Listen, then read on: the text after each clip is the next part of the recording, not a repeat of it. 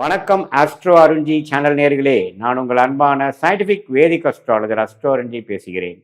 நல்லது நினைப்போம், நல்லதே நடக்கும். இந்த வீடியோவில் நம்ம என்ன பார்க்க போறோம்னா, மிதுன ராசிக்காரர்களுக்கு ஜூலை 2026 அந்த மாதம் எத்தகைய ஒரு மாதமாக, பலாபலன்கள் நிறைந்த ஒரு மாதமாக சயின்டிபிக் வேதிக் அஸ்ட்ராலஜி முறையில் துல்லியமான முறையில் நம்ம பார்க்க போறோம்.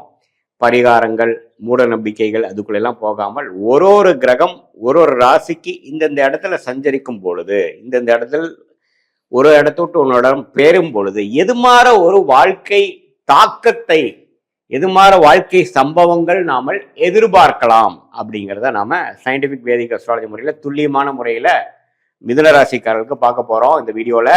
இப்ப பாருங்க, மிதுன ராசிக்காரர்களுக்கு 10ஆம் இடத்திலேயே ராஜயோகாதிபதி சனி நீடித்திருக்கிறார். இப்போ 10ஆவதுக்கு குருவின் பார்வை வேற பெற்றுவிட்டது. பிகாஸ் ஆஃப் த ஜூன் மாதம் நடந்த குரு பயிற்சி. ஜூபிட்டர் பார்த்தீங்கன்னா கடகத்துக்குள்ள வந்துட்டார். ஸோ கடகத்துக்குள்ள 9ஆம் பார்வையாக 10ஆம் வீட்டை பார்க்கும் பொழுது மிதுன ராசிக்காரருக்கு இன்னுமே வாழ்க்கை, இன்னுமே தொழில் மேன்மை, இன்னும் பெனிஃபிட் ஆகிற மாதிரி, இன்னும் ஸ்ட்ராங் ஆகிற மாதிரி, இன்னும் வேலையில ஸ்திரத்தன்மை ஆகிற மாதிரி, நல்ல குரோத் ஆகிற மாதிரி, இன்னும் ஃபோக்கஸ் அதிகமாகிற மாதிரி அமைப்புகள்லாம் கொடுக்குது. அதே சமயத்துல 2ஆம் இடத்துல குரு வரும்பொழுது வருமானம் அதிகமாகுது. 8ஆம் வீட்டை பார்க்கிறார், 6ஆம் வீட்டை பார்க்கிறார், 10ஆம் வீட்டை பார்க்கிறாருங்கிறப்ப பல வடிவில் பணம் வர மாற, ஒரே சோர்ஸ்ல வராம பல சோர்ஸ்ல வர மாற சில அமைப்புகளை கொடுக்குதுங்க.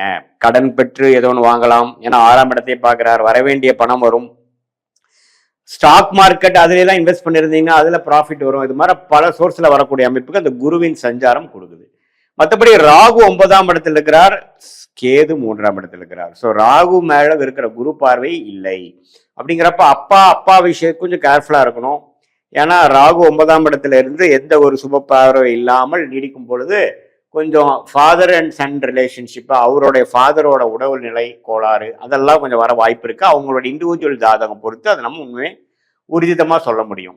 இப்படி இருக்கக்கூடிய அமைப்பு பொறுத்து ராசியதிபதி எப்படி இருக்கிறாருன்னா, புதனே கடகத்துல ஒரு வாரம் இருந்து வக்ரமாக மிதுனத்துக்கே வருகிறார். ஸோ வக்ரமாக இருந்தாலும் ஆட்சி பலம் பெற்ற புதன் மிதுன ராசிக்காரர்களை நிறைய விஷயங்கள் ரீஎவாலுவேட் பண்ணி அவங்க செய்த கொண்ட வாழ்க்கை பயணத்துல என்னென்ன விஷயங்கள் அவங்க தவறா செய்தார்கள், என்னென்ன செய்யலாம், இன்னுமே என்னென்ன யுக்திகள் நாம நம்மளோட வாழ்க்கைக்கு வேணுங்கிற விஷயத்தை வகுத்துக்கலாம் அப்படிங்கிறதுலாம் நல்லா மூல வேலை செய்யும். ஐடி, சாஃப்ட்வேர், டெக்னிக்கல் துறையில் இருக்கிறவங்களுக்குலாம் நல்ல மேன்மையை எதிர்பார்க்கலாம். நல்லா வாழ்க்கையில ஜெயிக்கிறதுக்கு என்ன வழியோ அதெல்லாம் யோசிக்கக்கூடிய அமைப்புகள், மாணவ செல்வர்கள் நல்லா சிரத்தையா படிக்கக்கூடிய அமைப்பு.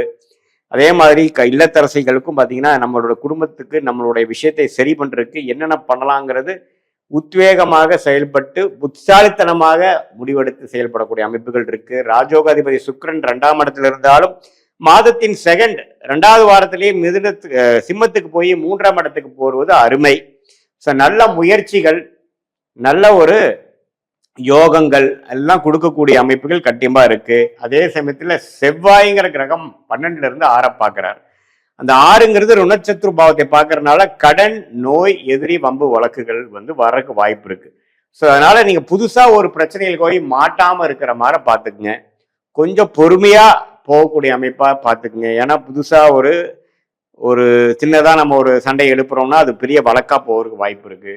உடல் உபாதைகள் கொஞ்சம் சின்னதா இருக்கேங்கிறது லைட்டா எடுத்துக்காதீங்க. அதுக்கு உடனே அதுக்கு வேணுங்கிற ட்ரீட்மெண்ட் எடுத்துக்கங்க. ஏன்னா அதே கொஞ்சம் டிசீஸ் வளர்றதுக்கு வாய்ப்புகள் உண்டு. அதே மாதிரி கடனை அடைப்பதற்கு ஒரு கஷ்டப்பட வேண்டியதா இருக்கும்.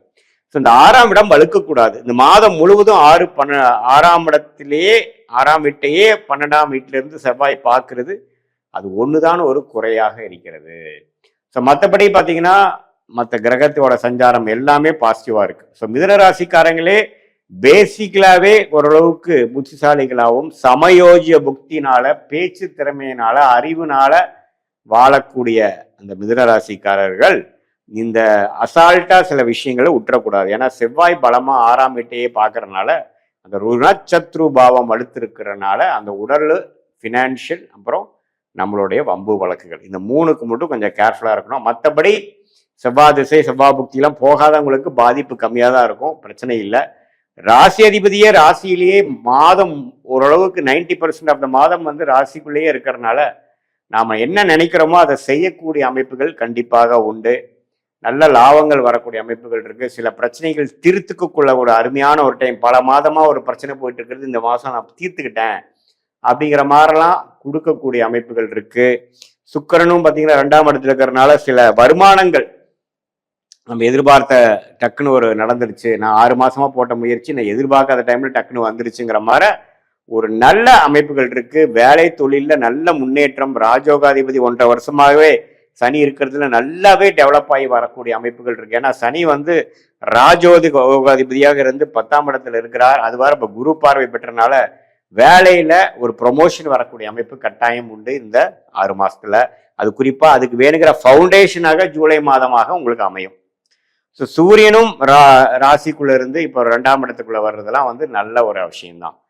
ஸோ எப்படி பார்த்தாலும் மிதுன ராசிக்கு ராசி அதிபதி பலமா இருக்கிறனாலையும் ராஜயோகாதிபதி 10லே நீடித்து இருக்கிறனாலையும் குருவின் பார்வையும் அவர் பெறனாலையும் அந்த குருவின் பார்வை 6, 8, 10 பார்க்கறதுனால பல வடிவுள்ள பணமும் வரவேண்டிய பணம், எதிர்பார்க்காத பணம், lottery, share market, stock market, அது மாதிரி விஷயத்துல சில பாசிட்டிவான விஷயங்கள் நம்ம எதிர்பார்க்கக்கூடிய ஒரு மாதமாக ஜூலை மாதம் 2026 மிதுன ராசிக்காரர்களுக்கு இருக்கு.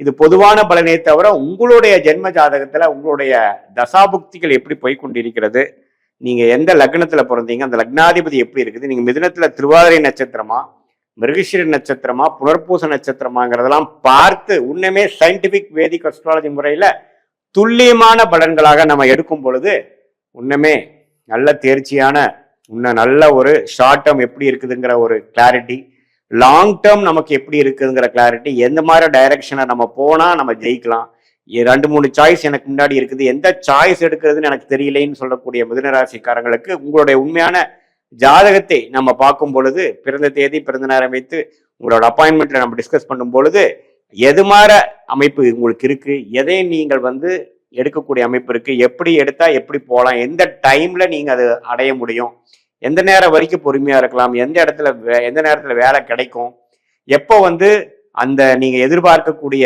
அந்த குழந்தை பெறுவா இருந்தாலும் சரி, கல்யாணமா இருந்தாலும் சரி, ஒரு வெளிநாடு வாய்ப்பா இருந்தாலும் சரி, வரவேண்டிய பணமா இருந்தாலும் சரி, உடம்பு சரியில்லாம இருக்கிறது உடம்பு எப்போ சரியாகுங்கிறதா இருந்தாலும் அந்த டைம் லைன்ஸை துல்லியமாக தசா புக்தி அந்தரம் சூக்ஷமம். தசா பாத்தீங்கன்னா ஒரு 10 வருடம் அது மாதிரி பேசலாம், புக்தி பாத்தீங்கன்னா 2 வருடம் 3 வருடம் வரும், அந்தரம் பாத்தீங்கன்னா மாத கணக்குல வரும், சூக்ஷமா வார கணக்குல வரும். அதை வைத்து நாம பார்க்கும் பொழுது நீங்க கொடுக்குற நேரம் துல்லியமாக இருக்கும் பட்சத்தில் என்ன அடுத்த வரக்கூடிய விஷயங்கள், லாங் டேர்ம் என்ன, ஷார்ட் டேர்ம் என்ன, இந்த சயின்டிபிக் வேதிக் அஸ்ட்ராலஜி மூலமா நம்ம என்ன கிளாரிட்டி நமக்கு வரும், நம்மளோட பாஸ்ட் லைஃப் வந்து மேட்ச் ஆகுதா, பாஸ்ட் லைஃப் நம்ம சொல்லக்கூடிய அந்த பலன்கள் மேட்ச் ஆகுதா, இம்மிடியேட் பாஸ்ட் எப்படி இருந்தது, இப்ப கரண்ட் பிரசன்ட் எப்படி போகுது, அடுத்த வரக்கூடிய ஷார்ட் டேர்ம் ஃபியூச்சர் அந்த லாங் டேர்ம் ஃபியூச்சர் எப்படி இருக்குதுங்கிறதெல்லாம் துல்லியமாக பார்த்து அதுக்கு தகுந்த மாதிரி முடிவுகளை நம்ம எடுக்கும் பொழுது வாழ்க்கையில் எளிதில் நம்மளுடைய குறிக்கோள்களை அடைந்து வாழ்க்கையில் வெற்றி பெற முடியும் என்று சொல்ல விரும்புகிறேன்.